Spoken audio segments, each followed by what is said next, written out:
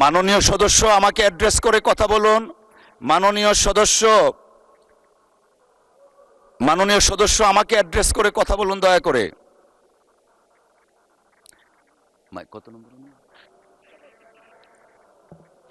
ওনার মাইকটা একটু দিয়ে দেন প্লিজ। মাননীয় সংসদ সদস্যের মাইকটা প্লিজ। মাননীয় স্পিকার, আপনাকে অনেক ধন্যবাদ। তো বিল বা প্রস্তাবের ব্যাপারে আমি কার্যপ্রণালী বিধি থেকে পড়ে শোনাচ্ছি আপনাকে।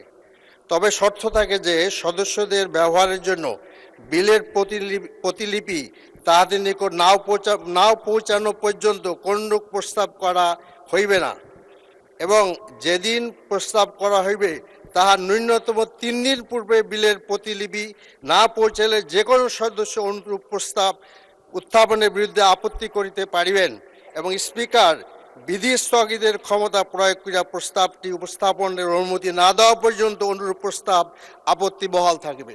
আমরা তো পাই নাই মাননীয় স্পিকার, আমরা তো পাই নাই। 49 পৃষ্ঠার একটা দলিল আমাদেরকে এইমাত্রই পেশ করা হলো।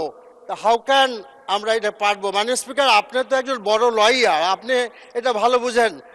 আমরা তো বুঝি না। আমাদের মাননীয় আইনমন্ত্রী একজন ব্যারিস্টার, আপনারা দুইজনই barrister, you know better law than me. আমাদেরকে তো সুযোগ দিবেন। আমরা সংসদে নতুন আসছি, সেখানেও তো সময় থাকতে হবে।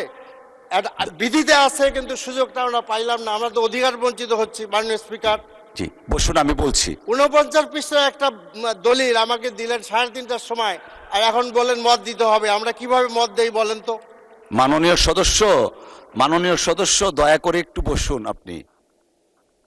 মাননীয় সদস্য থ্যাংক ইউ। আপনি বলেছেন আমরা লয়ার, এদিকে লয়ার, আপনাদের আশেপাশে অনেক লয়ার আছেন।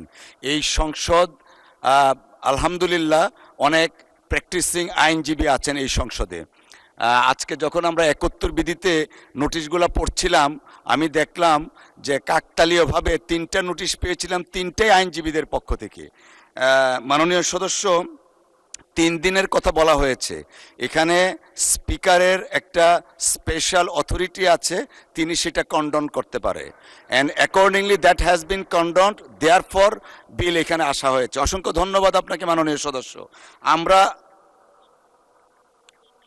মাননীয় সদস্য, আমাদের একটা স্পেশাল অথরিটি আছে কন্ডন করার, and that is been done as per rules. Thank you.